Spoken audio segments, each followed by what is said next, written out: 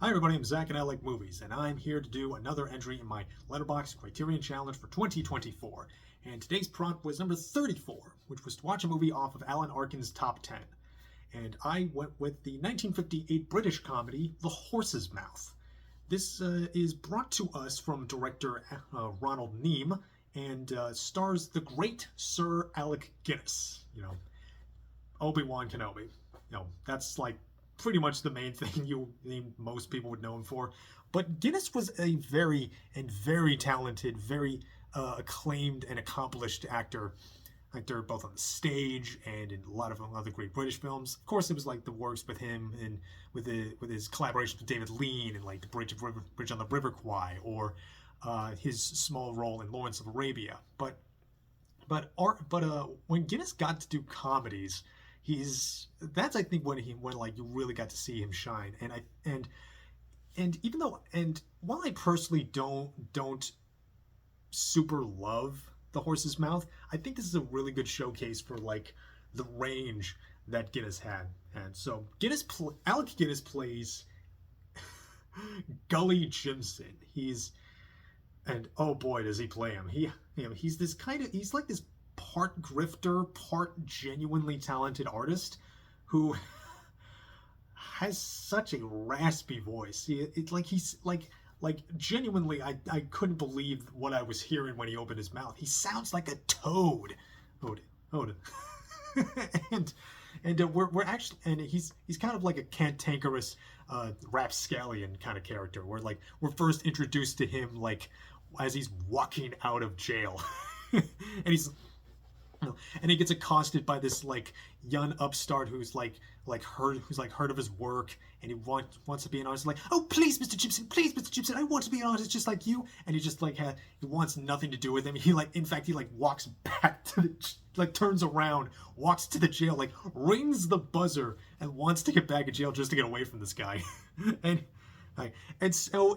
You see a lot of like how kind of amoral and just like uncaring of the consequences that Jimson is, because like he gets in the phone booth and he starts calling this guy this millionaire that he knows and bought some of his artwork for, and he's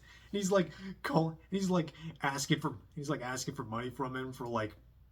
And like these obviously bad excuses, these fake voices. He like does like calls the guy for like as like the Duchess of Liverpool, and it's like he's doing Eric Idle doing a lady voice. And he's harassed by the copper not to. Hey, cut it out. Like, keep doing it. It'll be you back in the jail. He's like, oh, come now, Mr. Jimson. Why don't you put yourself in his place? No, I wish I could. It's a very nice place. it's like even doing that impression, it kind of hurts. And I gotta say, like this script actually does have plenty of like very, very fun and and like fancy zingers for Guinness to play. He actually co-wrote the script actually, and I could see a lot why Guinness wanted to play this character, because he's so lively, he's so like brash, and he gets a lot of zingers at. Gets a lot of ones out like no, don't do something sensible like shooting yourself, and don't be an artist.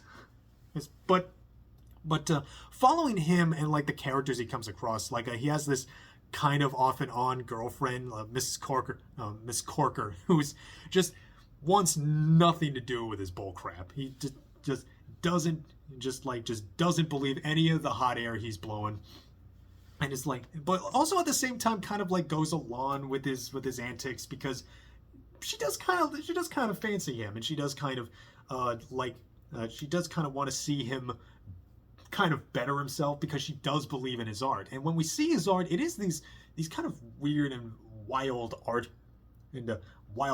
They're these big colorful murals of like hands and feet and bodies and animals, like just kind of like in these sort of oblong shape, and you kind of like sees what he's what he gets out of it. And and he's sort of conning these people and like pawning off their stuff and like swindling them for money in any way they can. But he's not like, but like as the movie plays along, it's not like grifting and conning for just for money or for the sake of conning and grifting. It's for the art's sake. And I thought that was kind of very interesting. Like the real crux of this is that he just deeply desires to just paint these big colorful murals. Like he meets a prospective buyer, and the second he sees this big empty wall that he has in his apartment, he immediately wants to paint it. And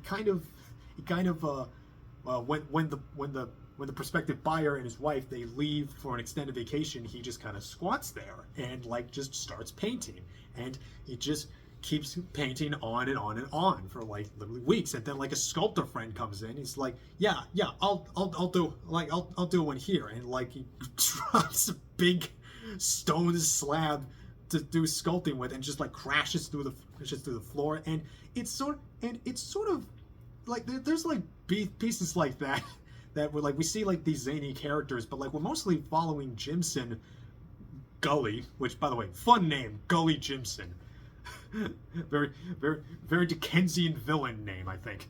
We're just kind of following him and sort of watching him be very sort of antagonistic, very, again, cantankerous, very brash, and sort of like, he's sort of like watching him and sort of like questioning what his morals are, or like if he really desires to have any morals, because he's so like uncaring. But at the same time, there are moments where he like really feels like sort of the weight of what he's done. Like when he's finished with a mural, he's just kind of like, nah, it's bad. Nah, he was right. It's bad. It's not worth any, not worth anything. And he's sort of like feels the toll of his failures, and even when he's successful in like getting some selling for it, he feels, it's almost like chasing a high. He's not chasing the high of like a success of the art. He's more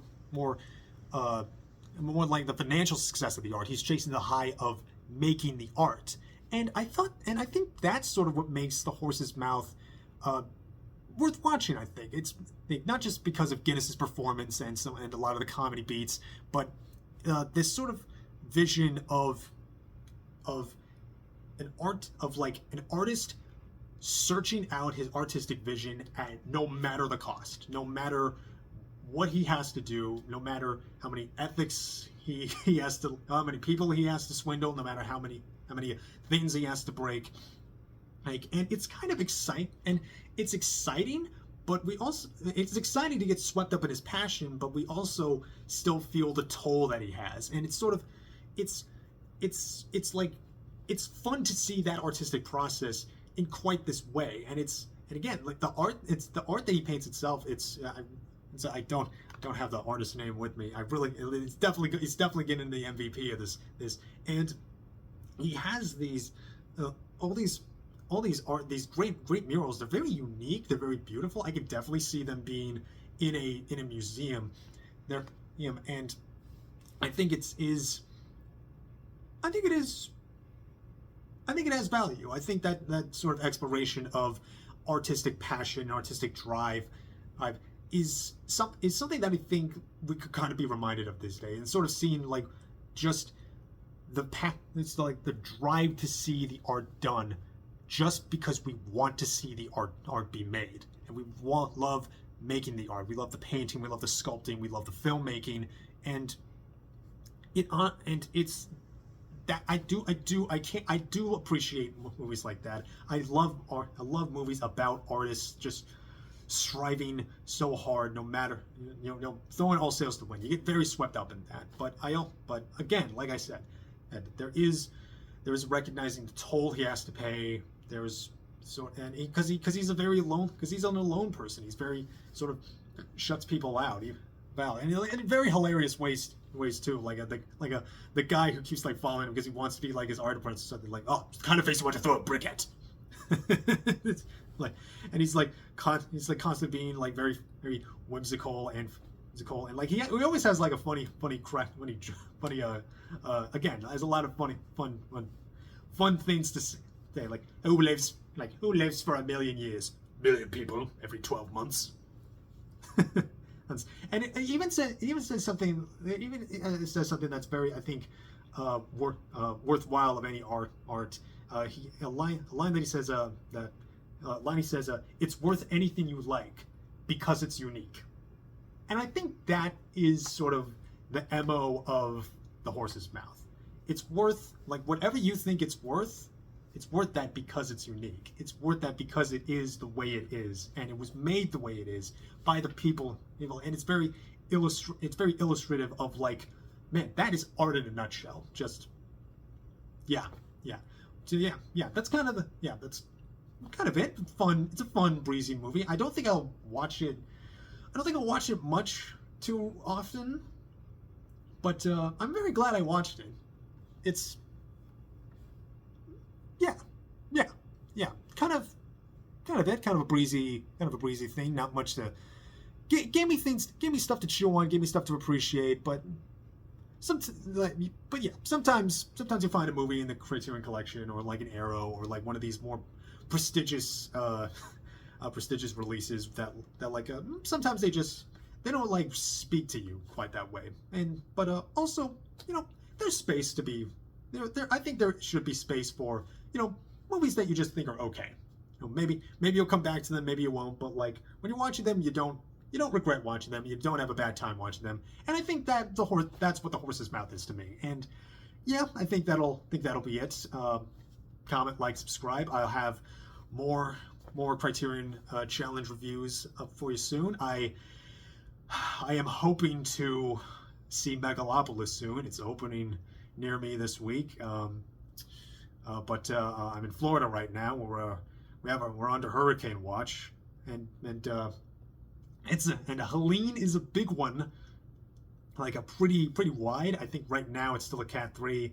It's expected to make landfall soon. It's chill where I am, but Central Florida tends to luck out in most of these hurricanes. The coast is gonna get absolutely thrashed again. Like, geez, it's gonna be bad. It's gonna be bad for some, but for me, in my neck of the woods, we'll do okay. We're prepared. But also got to do stuff in preparation for Joker Folie Deux, because that's in like a week or so. So gotta get ready for that, and gotta get ready for Spooktober, because man, that's one of my favorite times of year. And happy. I don't know. I'm happy autumn. Happy autumn. I love autumn. And that'll be it. That'll be it for me. I'm just rambling now. And I'm Zach. I like movies. I have a lot more movies to watch, and I hope you watch movies too. And I will see you all next time.